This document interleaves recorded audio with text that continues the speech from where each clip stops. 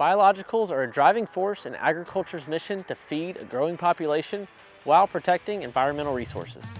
But does the data-backed science lead to performance? Join NewLeaf Symbiotics on a journey that demonstrates whether their unique biological PPFM technology moves beyond potential and promise to proof of impact on the acre. This is the Pink Performance Tour. Well, good morning. We are back on the farm. It's been about a month since our last visit. So tell me, what has happened in the last month? Yeah, it's been a wild 4 weeks. So we've had a little bit unusual weather. We've had a few more cold fronts move through than I would say is normal for this time of year. You get a lot of really high winds and then some rain that comes after. It's not the best thing for the plants, but obviously they're still surviving. They look really, really good. Great. And here in our standard stuff, and I don't see any major issues. That's always a plus. Yeah, we're here at this is the grower standard practice, so the control for this trial. And these are obviously wildly larger plants than last time we were here. Last time we were here, actually, most of these plants were under cover, right? They're under fabric. And now they are flowering and fruiting. We're going to go up and look at the canopy. So we are going to take some satellite imagery and look at the canopy with the drone.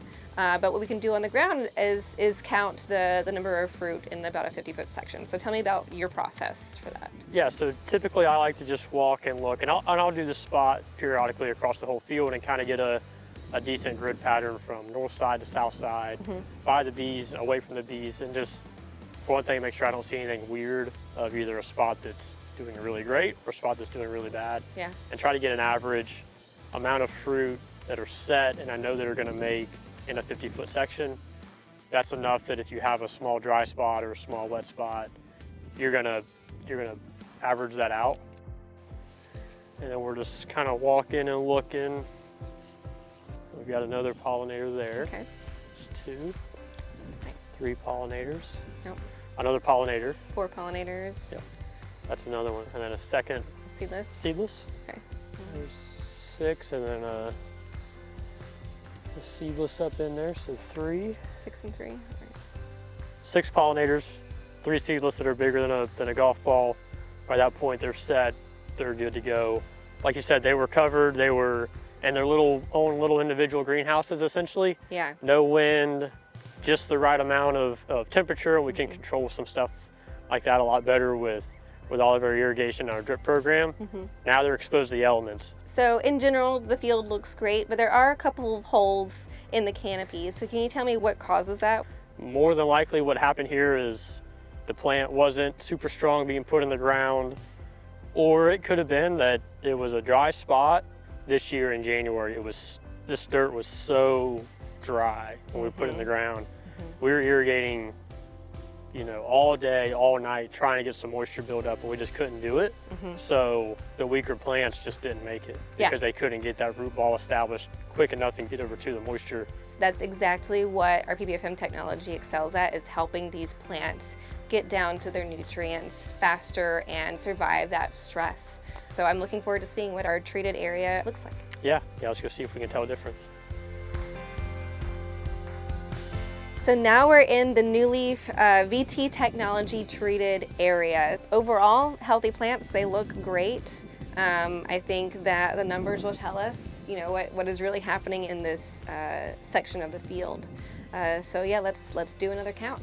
Okay, yeah, absolutely, because really this time of year, that's your biggest concern when you're looking for the future, is how many watermelons have made and how many have been pollinated, and we'll see if we can tell a difference. There's one right there. Yeah. 2 pollinators right next to each other. There's a seedless, 2. So it's 2 seedless, 2 pollinators. 2 pollinators, yep. Pollinator, 3, 4. 3 seedless. There's a 4th seedless. So 4 and 4. That's going to be a seeded or a pollinator. So 4 and 5, 4 and 6, 5 and 6, 7, and then 6 and 7. 6 and 7. That's a seedless, so 7 and 7, and then 8 and 8. But 8 seedless and 8 pollinator. Versus 3 and 6. Yep, versus what we had in our normal control field. So the difference between 3 and 8. I mean, Yeah. that's a big difference, That's- especially for your moneymaker seedless watermelon. For sure, yeah. And having them tighter together and set all at the same time is a big deal, and hopefully that means at the end we can get another cut and have that much more tonnage coming out of this field. Honestly, I mean, that is not super surprising with how much larger and healthier those plants were early on. It's Yeah. just nice to see that early protection against transplant stress, the early nutrient uptake has helped the plants stay healthy through the season into fruit set. For sure, and if those plants came out of the greenhouse and didn't have that initial shock, they're going to be healthier the whole time in theory. But at the end of the day, a healthy plant doesn't make you your money. You have to have more fruit and more tonnage coming out of the field, going through the packing house, getting size and everything, and then to the grocery store, because that's ultimately what matters at the end of the day. Absolutely.